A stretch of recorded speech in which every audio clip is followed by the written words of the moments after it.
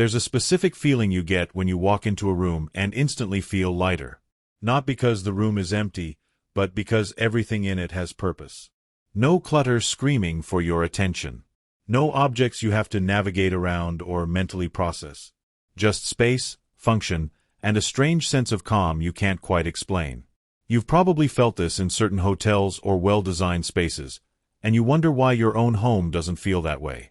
Why your bedroom feels chaotic even though you cleaned it yesterday. Why your workspace drains your energy instead of supporting it. Why you own so much stuff but can never find what you need. And here's the truth nobody wants to hear. The problem isn't that you're disorganized or that you need better storage solutions or that you haven't found the right productivity system. The problem is that you're trying to manage complexity instead of eliminating it. You're trying to organize chaos instead of creating simplicity. And no amount of organizing will ever give you what you're actually searching for, which is mental space, clarity, and the ability to focus on what matters without 1,000 irrelevant things pulling at your attention. In 1643, Miyamoto Musashi retreated to a cave in the mountains of Kyushu and lived there for 2 years with almost nothing. No furniture, no decorations, no possessions beyond what he needed to survive and train. And when people asked him why he chose such an extreme form of isolation and simplicity, his answer was simple. I cannot sharpen my mind if I'm constantly managing my surroundings. Every object demands attention. Every possession requires energy. And attention and energy are the only resources that matter. Musashi understood something that modern minimalism completely misses. Simplicity isn't about aesthetics or trends or making your home look like a magazine. It's about cognitive load. It's about removing everything that steals your mental bandwidth so you can direct that bandwidth toward the things that actually transform your life. And he wasn't alone in this understanding. For over 1,000 years, Japanese philosophy has been refining principles of simplicity that go far deeper than just owning less stuff. These principles are about how you structure your entire existence, how you make decisions, how you protect your energy, how you create a life where complexity can't take root. You're watching this video because you're drowning in excess. Not just physical excess, though you probably have closets full of things you don't use and drawers you're afraid to open. But mental excess. Decision excess. Option excess. Obligation excess. Your life has become so complicated that you spend more time managing it than actually living it. You wake up exhausted even though you slept 8 hours because your mind immediately starts processing the 100 things you need to do, the 50 decisions you need to make, the 30 obligations you're juggling.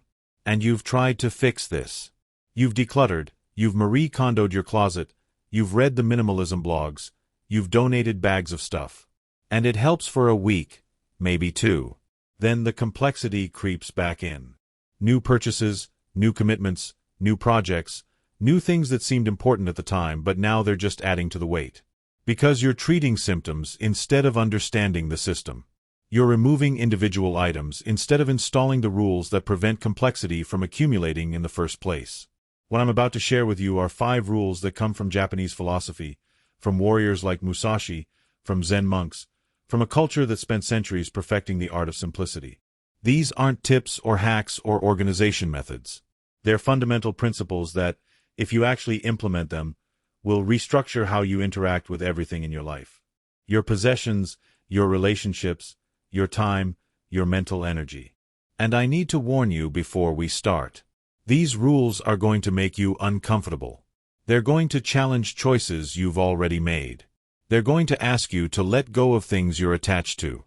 And your mind is going to fight them because your mind doesn't want simplicity. Your mind wants the illusion of security that comes from accumulation.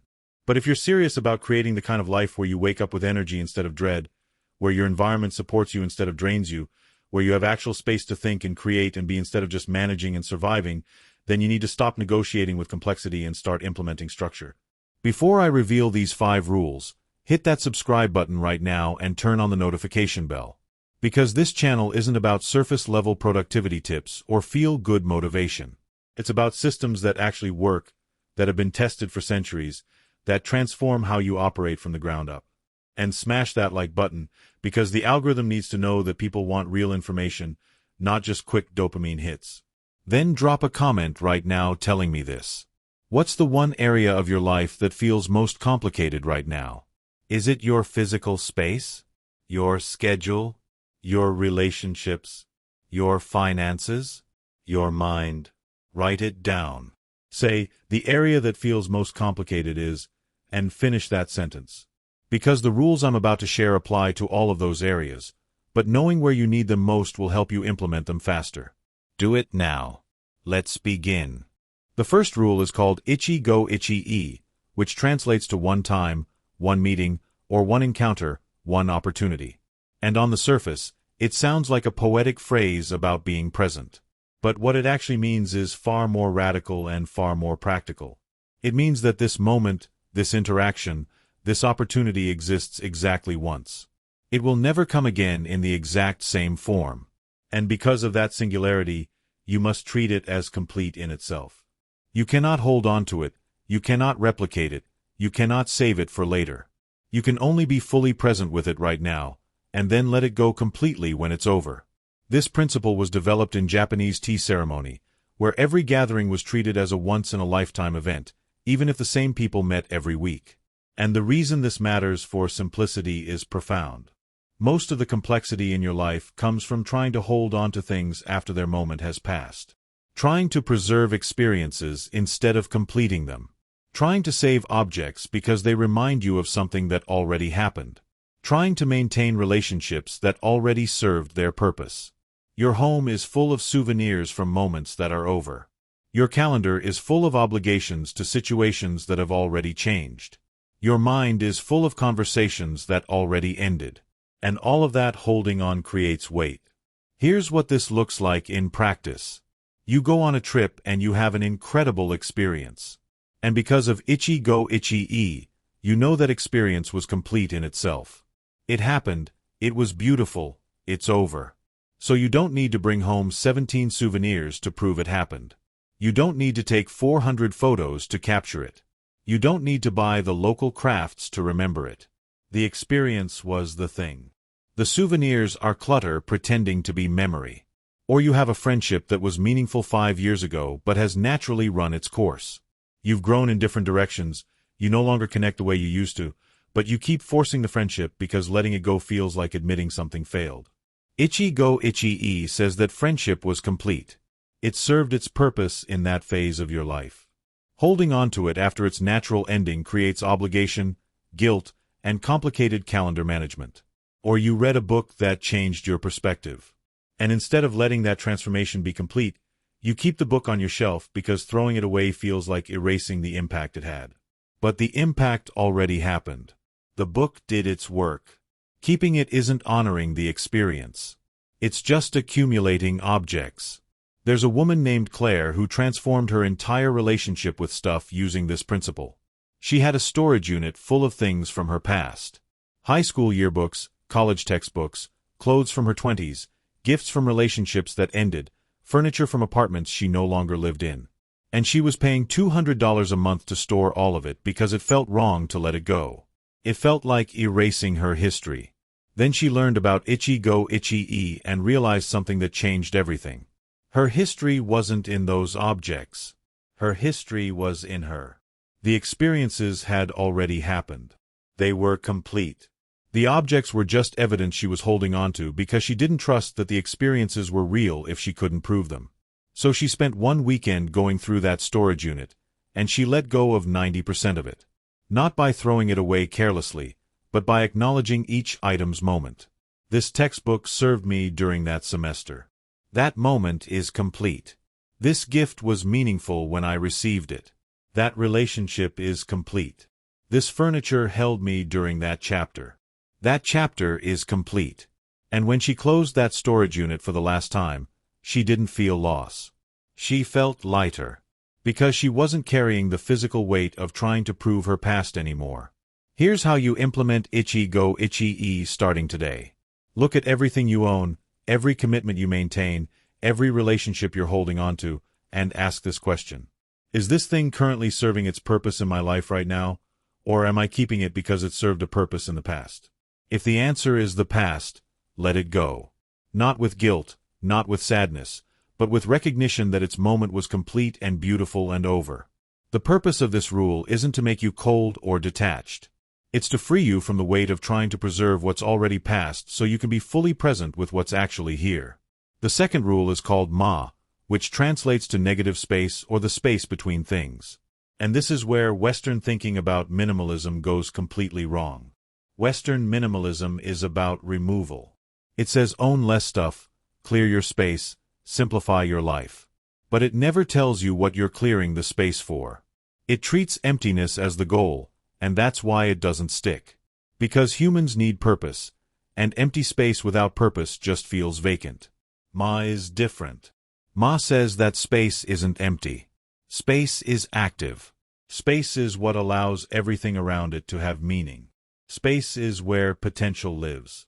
In Japanese architecture, Ma is the silence between sounds and music, the pause between movements in martial arts, the empty space around an object that allows you to see its true form. And in your life, Ma is the breathing room between obligations that allows you to actually think. It's the white space in your calendar that allows creativity to emerge. It's the clear surface in your home that allows you to notice what's actually important. Musashi wrote that the space between strikes is more important than the strikes themselves. Because in that space, you can perceive, adjust, respond. Without that space, you're just swinging blindly.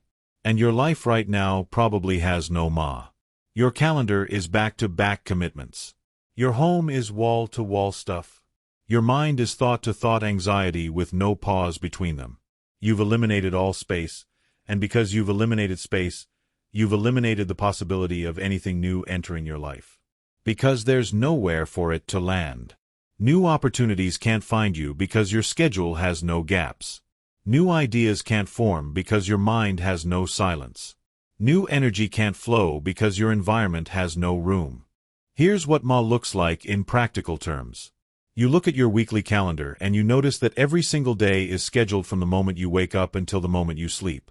Work meetings, social obligations, errands, exercise, meal planning, every hour accounted for. And you think that's productivity.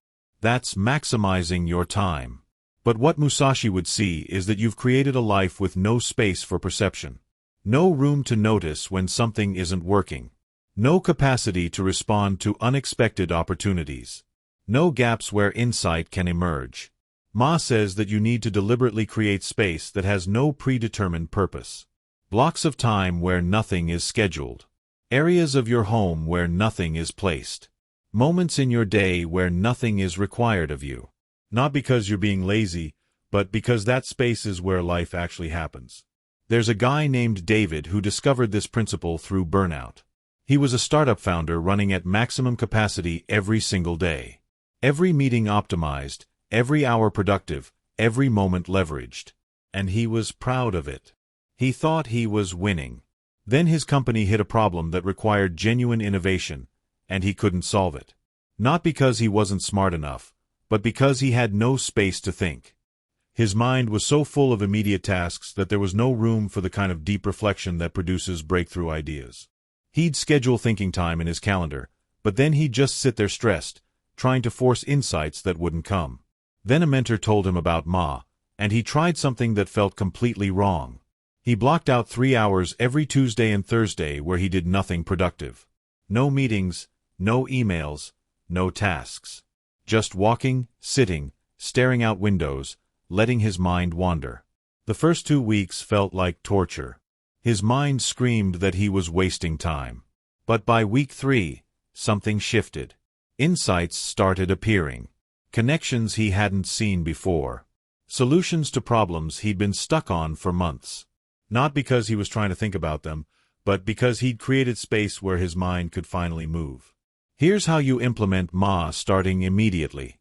Look at your calendar for next week and find 3 blocks of at least 1 hour where you're going to create deliberate space. No tasks, no obligations, no predetermined outcomes. Just space. If your mind panics and says you don't have time for this, that's proof you need it desperately. Then look at your home and find one surface. It could be your desk, your kitchen counter, your nightstand, and remove everything from it. Leave it completely empty. Not temporarily empty while you clean it, but permanently empty. That surface is now Ma. It's space that exists to allow you to see clearly, to think without visual noise, to have room for whatever needs to land there. Your mind will want to fill it. Resist. Space is not a problem to solve. It's the foundation of clarity.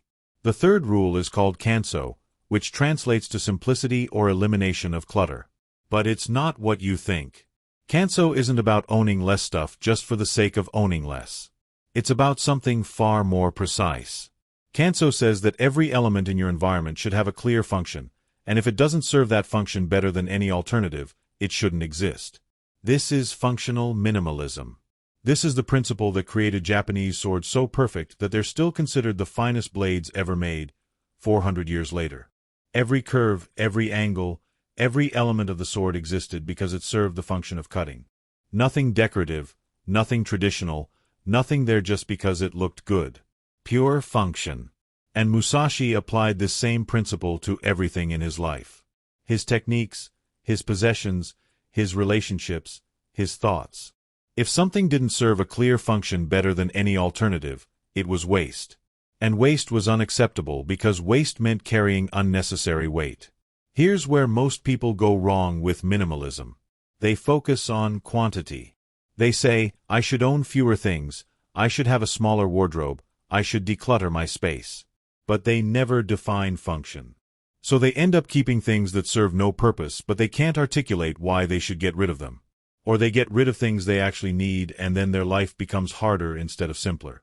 Kanso solves this by making function the only criteria that matters. You don't ask, do I like this? You ask, what function does this serve, and does it serve that function better than any alternative? If you have 5 spatulas in your kitchen, the question isn't whether you use all 5. The question is, what function does a spatula serve, and how many do you need to serve that function optimally? If the answer is 2, then 3 of those spatulas are clutter. They're not neutral objects taking up space. They're obstacles that slow you down every time you reach for the drawer. If you have 40 shirts in your closet but you only actually wear 8 of them, those 32 other shirts aren't a wardrobe. They're a decision tax you pay every single morning. They're visual noise that makes it harder to see the 8 shirts you actually need. Musashi carried almost nothing, and what he did carry was chosen with absolute precision. His swords, his writing materials, basic clothing, tools for survival. Everything served a function, and everything that served that function was the best possible tool for the job. He didn't have backup swords. He didn't have sentimental items. He didn't have things he kept just in case. Because just in case is how complexity accumulates. Just in case is the enemy of Kanso. When you keep things just in case, you're prioritizing a hypothetical future scenario over your actual present reality. You're saying that the theoretical possibility that you might need this thing someday is more important than the very real cost of storing it, seeing it, managing it, and having it take up space in your environment every single day. That's not practical. That's anxiety masquerading as preparedness. There's a couple named Tom and Lisa who used Kanso to transform their marriage. Not by buying less stuff, but by eliminating non-functional obligations. They'd been married for 12 years and they were exhausted. Not because their marriage was bad, but because they'd accumulated so many traditions, routines, and expectations over the years that they spent all their time managing the marriage instead of enjoying it. Weekly date night that had become obligatory. Monthly dinners with certain friend groups that felt more like work than connection.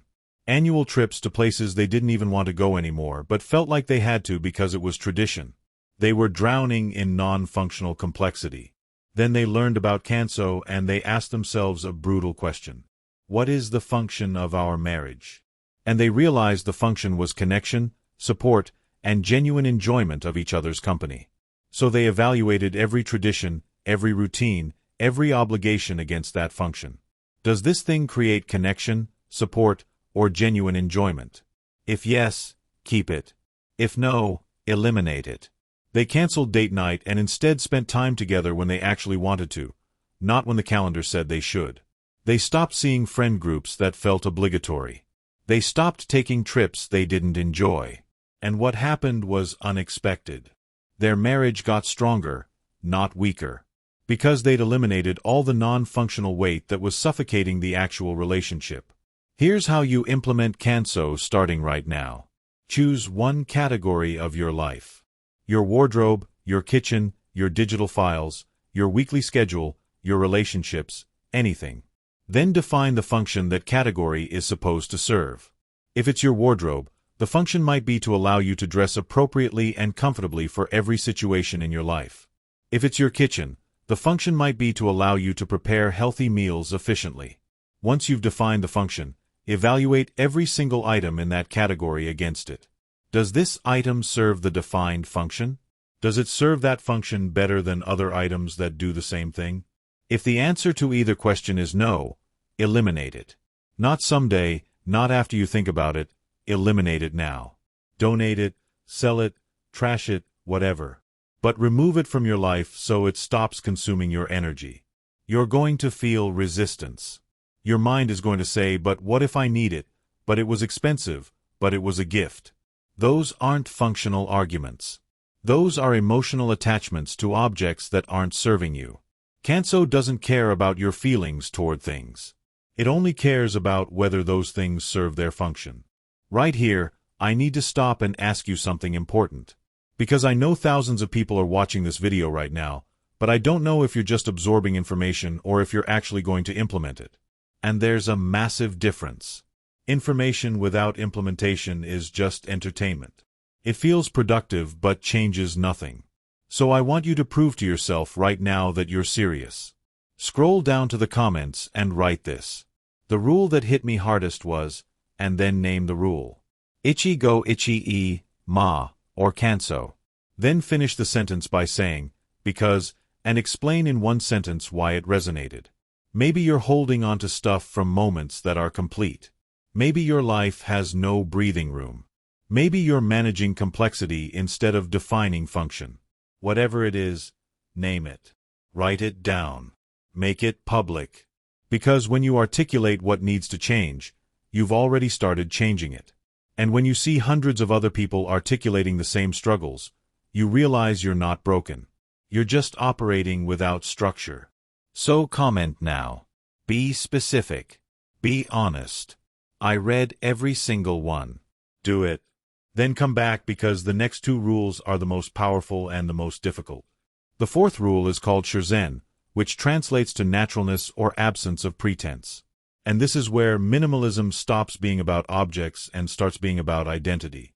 Shurzen says that the most elegant, most sustainable, most powerful version of anything is the version that doesn't try to be something it's not. A tree doesn't pretend to be a rock. Water doesn't pretend to be fire.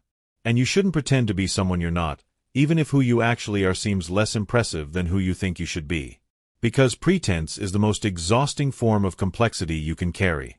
It requires constant energy to maintain, constant vigilance to make sure the mask doesn't slip, constant management of how you're perceived. And all of that energy, all of that attention, all of that mental bandwidth is being stolen from the things that would actually transform your life if you directed it there instead. Musashi was notorious for violating every social expectation of how a samurai should behave. He showed up to duels late, he used wooden swords when everyone else used steel, he refused formal teaching positions, he lived in caves instead of castles. And people were constantly offended by his lack of pretense. But Musashi understood something critical. The energy required to maintain an image of who you should be is energy you can't use to become who you actually are. Every moment you spend performing a role is a moment you're not developing your genuine capacities. Shurzen isn't about being rude or disrespectful. It's about refusing to waste your limited energy on maintaining appearances that don't serve your actual purpose. It's about identifying where you're performing instead of being, and ruthlessly eliminating that performance. Here's how this shows up in your daily life. You probably have a professional version of yourself that you perform at work. You talk differently, you dress differently, you express opinions differently than you would with close friends. And you think that's just professionalism. That's just how the world works. But what's actually happening is that you're running two separate operating systems simultaneously. One for work, one for life. And the cognitive load of switching between those systems, of maintaining different masks for different contexts, is draining you.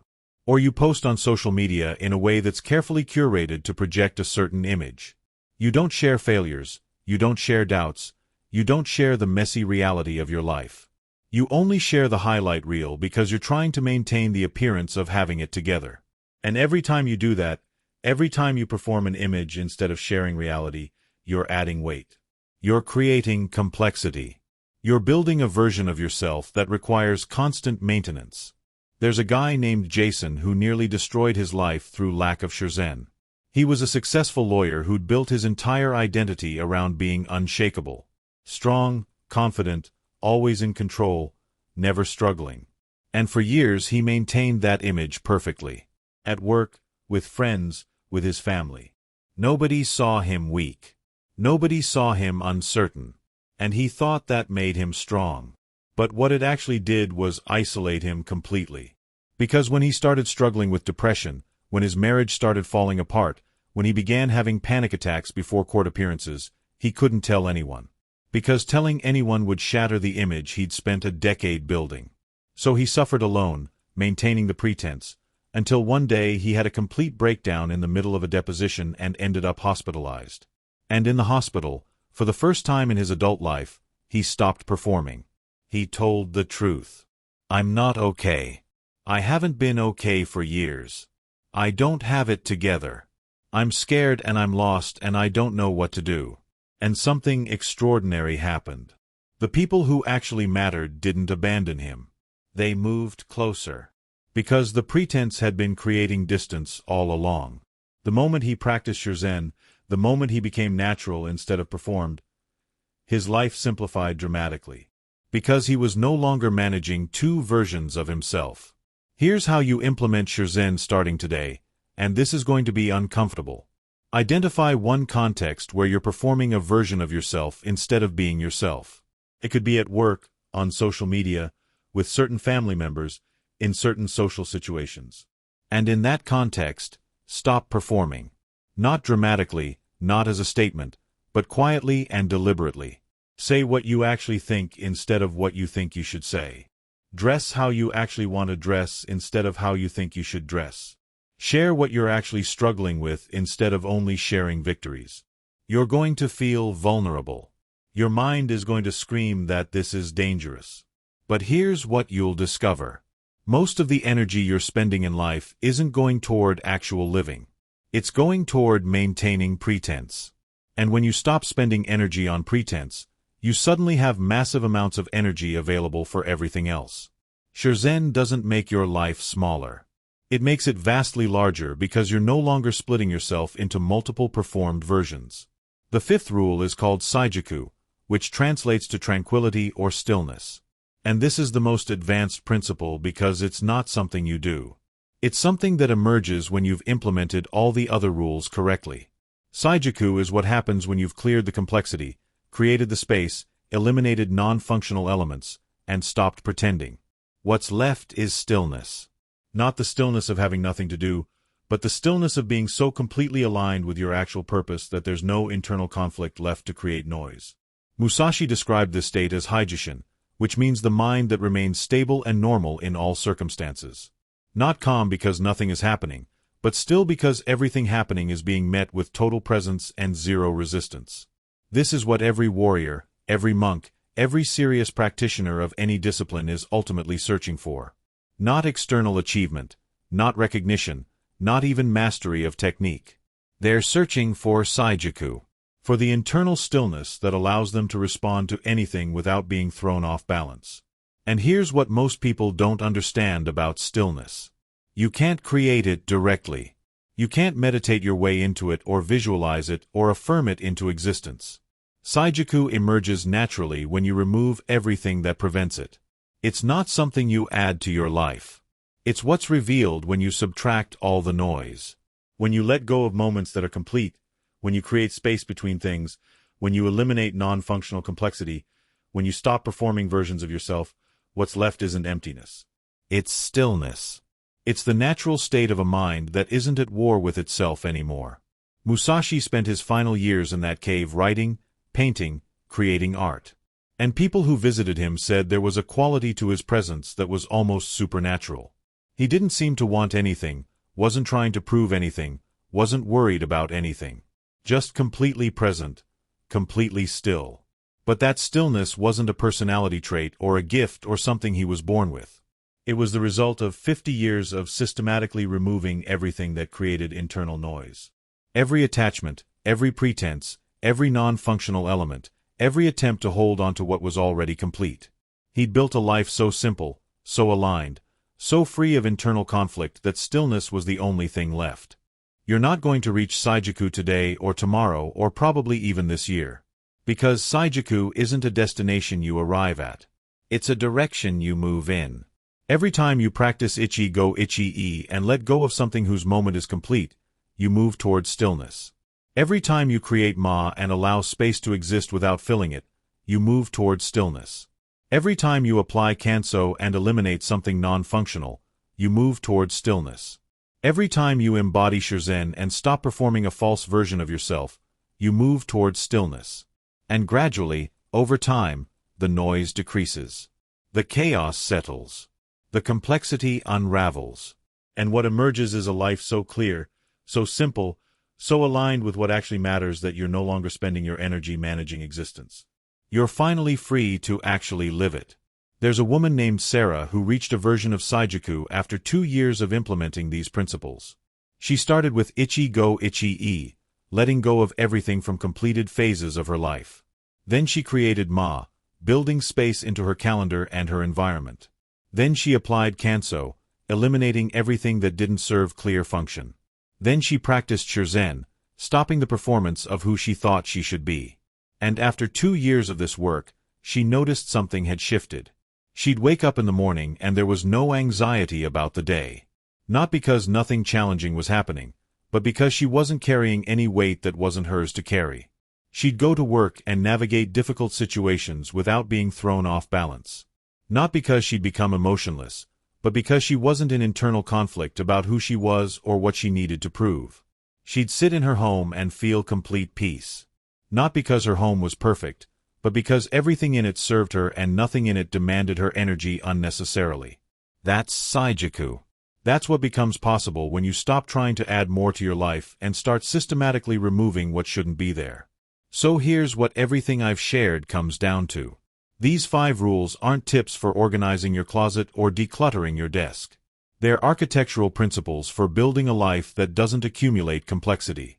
Ichi Go Ichi E prevents you from carrying the weight of completed moments. Ma ensures you have space for what matters to emerge. Kanso eliminates everything that doesn't serve clear function. Shirzen stops you from wasting energy on pretense. And Saijiku is what's revealed when you've done all of that work. It's not about owning less stuff. It's about creating a life so simple, so aligned, so free of unnecessary weight that you finally have the energy and clarity to become who you actually are instead of spending all your time managing who you're pretending to be.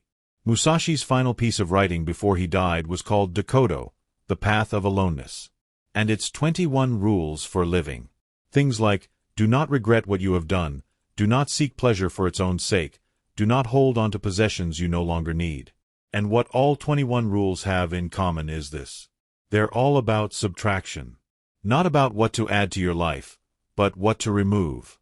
What to stop doing, what to stop wanting, what to stop carrying. Because Musashi understood that strength doesn't come from accumulation. It comes from elimination. The strongest warrior isn't the one who has mastered 1,000 techniques. It's the one who has eliminated every unnecessary movement until only the essential remains. And the strongest life isn't the one that's packed with experiences and possessions and accomplishments. It's the one that's been refined down to what actually matters, with everything else burned away. Subscribe to this channel right now if you haven't already, because we're going deeper into these principles in every video. Turn on that notification bell so you don't miss the next one. And then do one final thing. Go to the comments and tell me which of these 5 rules you're implementing first. Say, I'm starting with Ichi Go Ichi E, or Ma, or Kanso, or Shirzen, or working towards Saijiku. And then tell me one specific thing you're letting go of in the next 48 hours as a result of that rule. One object, one obligation, one pretense, one attachment to a completed moment. Make it specific. Make it real. Make it something that costs you to release. Because that's how transformation happens. Not through understanding principles, but through acting on them even when it's uncomfortable. I'll see you in the next video. Now go build the simplicity that creates space for everything that actually matters.